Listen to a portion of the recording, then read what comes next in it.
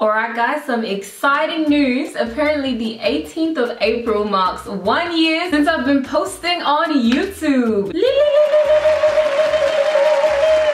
be honest, it actually doesn't feel as though it's been a year. I don't know if I'm supposed to be celebrating or something. I was going to actually bring candles in the video, but we don't have candles, nor do we have matchsticks, so... tragic. We will not be celebrating that, but it's just a little fun fact that yeah, it's been actually a year. And I do want to say thank you guys for the love, for the support. You know, it's a little itty bitty channel at the moment, but you know what, we're gonna grow, we're gonna grow. Cheers to another year, and may this next one be even better than the first one. I don't even have a wine glass, which I'm cheersing with, but like maybe just go get yourself a glass of wine or grape juice, water, H2O, kombucha, whatever you want to. And yeah, let's sit through this video.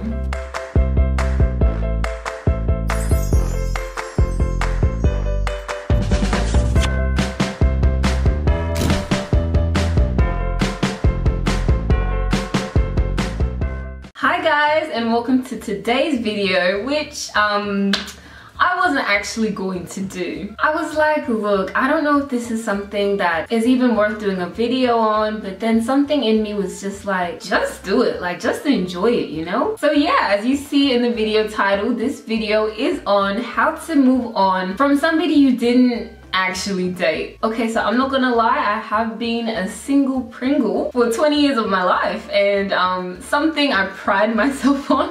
I have never settled a day in my life, but in saying that, I have had situationship after situationship, and it's not even like you're in a relationship with this person, it's just maybe you're like in the talking phase or like whatever, and it's just, yeah. To be honest, I've had my fair share of headaches, and I'm not gonna say that it's the exact same as a breakup because oof, but cutting off a situationship can still hurt. So I guess this video is not necessarily to give you an overnight formula on how to get over somebody, but it kind of gives you like some tips and tricks on how to at least make sure that the process happens. Okay, so my first point is something which I'm sure we all know, but I think we need to like know it. Like, you know this stuff, but you just need to actually remind yourself of this stuff. My first point is that time is the best healer. If you just had a little thing with somebody and you know now it's over, on the day it ends, how are you going to expect yourself to be at 100%? Last night took a L, but tonight I bounce back. Wake up every morning, by the night I count stacks. I think sometimes it's just about being realistic with yourself, and like even think of it as like a wound. It's not that common for somebody to actually develop a wound, you know, scratch themselves, get a scar, and then overnight they wake up and it's like, oh, it's gone. Like, you know, the scar kind of stays, but it leaves eventually over time. My next point is to cry. And I don't even mean those pretty tears. I mean that cry that comes from your chest, them ugly tears. I don't necessarily know the extent to which you invested into this person and your feelings were invested into this person. And like maybe you yourself might not be an emotional person, so you can't force yourself to cry if you don't want to. But if you do feel the need to cry, let yourself cry. There may be moments where you feel fine and you're like, you know what, forget them, you know, I'm fine. But then there may be times where you're like, oh, kind of miss them a little bit. In the moments where you feel overwhelmed with sadness, you feel like, oh my gosh, I miss them, you know, let yourself actually cry. Let yourself actually feel these emotions and literally just sit and process them. And I can't even predict like how long you're gonna be crying for, how many days it's gonna last for, weeks, months, whatever. But if you are experiencing some sort of loss, like it's going to hurt. And genuinely, the thing that is worse than actually letting yourself feel emotions and letting it out is to never process it at all, and you just go about your daily business and you keep suppressing a feeling which you should have released in the beginning. Okay, so my point number 3 is to accept that you may never get full closure. I think something which keeps us in a situationship or like keeps us mentally stuck for longer than we need to be is that we keep thinking like, oh my gosh, I need more closure, because you'll never really have all the answers to every question. And so it's so tempting to just think like, oh my gosh, I need to stick around, or I need to keep dwelling on this because I don't know everything that panned out and I don't have all the answers. What I will say is that it is good to at least seek out some form of closure. You know, if this other person thinks that everything is still fine, thinks that you're still perfectly in their life, then maybe you really need to at least have that conversation to address like, okay, this is actually over. But if you want more answers to your questions, you know, you're always going to want the next set of answers to your next set of questions. In some cases, you just have to accept that the closure you have in this moment is all the closure you need to be able to walk away from the situationship. This is information that nobody actually wants to hear. Like, it's the information you have to hear, but it's the information nobody wants to hear. And so don't hate me for this video, but like, if you low-key hate me a little bit, you know, it is what it is. It is what it is. Okay, so moving on to my next point, I will say that one thing that does often keep us stuck is our mentality. We sometimes hold on to the mentality that the situation is not yet over. We keep thinking like, no, don't worry, like they're gonna come back, or like I'm gonna get to go back to them, like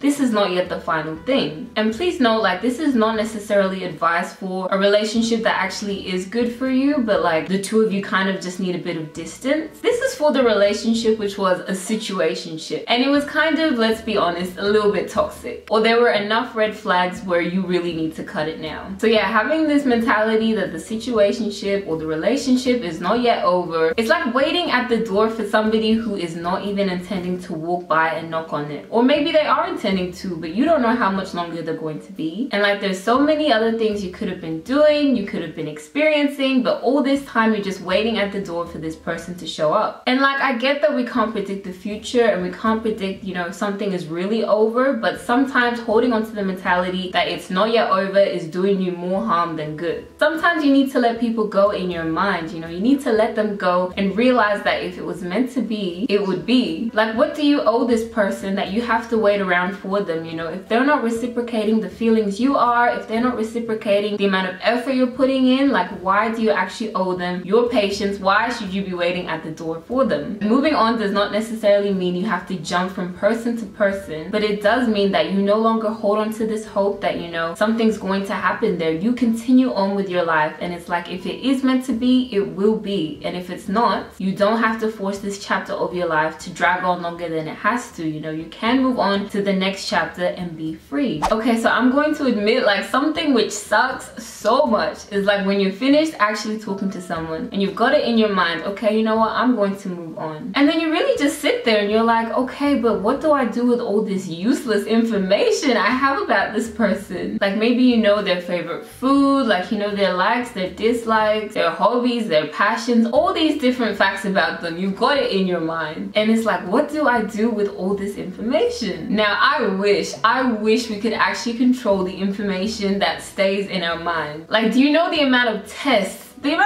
I would have gotten full marks on if I could control what information actually sticks in my mind? But that's the thing with life, you know, we can't always control what we remember about a person and what we forget about them. While you have all this fresh information about this person in your head, I will suggest that why don't you actually take that information and use it to something good? I'm a firm believer in the power of prayer, and like, I know for some of you guys the situationship may not have ended well, and the thought of praying for this person is like, you can think of at least 99 million other things you would rather do than to pray for them. Don't worry, I get you. But for those of you where it's like the situationship didn't end too poorly, or you're just not a better person, why not take the information you do have about that person and turn it into a prayer? And I don't mean a petty prayer like, dear Lord Jesus, they dislike these things, so make sure these things come into their life. I mean like, okay, dear Lord Jesus, this person said that they hope to be this in the future. You know, I actually hope that you help them to become this. You can be mature and you can actually wish them well anytime they come to your mind. But one thing I would never recommend doing with the information you have about this person is, you know, spreading gossip. Like, at the end of the day, some people are for the streets. There's no way to sugarcoat it. Like, he was for the streets or she was for the streets. While they may or may not deserve such treatment, I hope that we can rise above the petty lifestyle, you know, and actually be like, look, this person may have done me dirty, but we're on different wavelengths, and I'm not trying to lower myself just to give them what they deserve. God will, and trust me, even karma might actually sprinkle herself in there. So don't spread gossip and don't slash tires, you know. Trust that God and karma,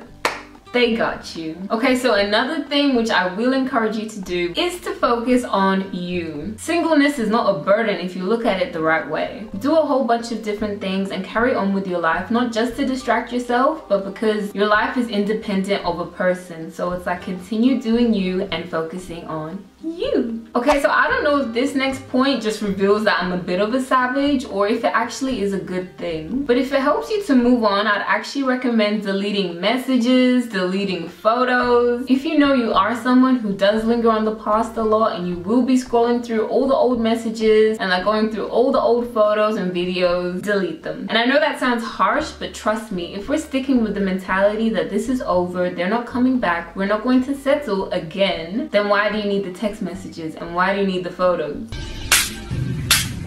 You don't need to trap yourself and have this constant reminder of, you know, what could have been, what was, you know. The past is in the past and you need to do anything and everything you can to help yourself move forward. I wouldn't necessarily recommend, you know, blocking this person or blocking their number, you know, because sometimes it's okay for something to end peacefully. But if you actually know for yourself that you're going to call them every single night, delete their number. You don't have to block it, but delete it. And even though I said I wouldn't recommend blocking somebody, you know, if you have to do that to help yourself move on, go ahead. I won't judge, you know, it's okay. Okay, so I am going to read a quick Bible verse because I think it works so perfectly for this topic. It is Isaiah 43 verses 18 to 19. Okay, so God says, "Forget the former things. Do not dwell on the past. See, I am doing a new thing. Now it springs up. Do you not perceive it? I am making a way in the wilderness and streams in the wasteland." When it says forget the former things, you know, it doesn't mean that you necessarily have to erase the person from your mind and erase everything you've learned. It means don't linger on those things. Like there are certain blessings you will only receive when you let go of old mentalities, when you let go of old relationships. You're only ever letting go because you deserve better and you know you deserve to be with someone you're more compatible with. Like it's so easy to glorify a person that you were with in the past, and it's so easy to glorify the situationship or the relationship, but you need to remember that things didn't work out for a reason. You know, while you're glorifying this period of your life, remember that it also brought you pain and like it's for you to learn from and not to go back to. And while you're in the process of trying to better yourself and trying to move on, don't completely close yourself off from different opportunities. You can't necessarily judge every single person based on the last person who handled you. If somebody does come along, then definitely pray for strength and pray, you know, if this person is another waste of my time. So speaking of prayer, I am going to pray for everybody in this video, and then I'm going to do my air kisses and we're going to be done with this video. So let me pray. Okay, dear Lord Jesus, I just want to thank you for whoever is watching this video. I want to thank you that you've got a plan and a purpose for this person and you've only got the best in store for them. Whatever situationship or relationship that they're trying to move on from, God, I pray that you please give them the strength to, God. Give them the endurance to continue on with life, God, and to keep persevering. Pray that you please heal their heart, God, and restore their minds. Give them peace and help them through. In Jesus' name I pray, amen. Okay, let me do my air kisses. So, mwah, mwah. And I'm gonna catch you guys in the next video. Stay blessed. Remember to cut off the people you need to. And yeah, I hope you all find strength in this period and take care. Mwah.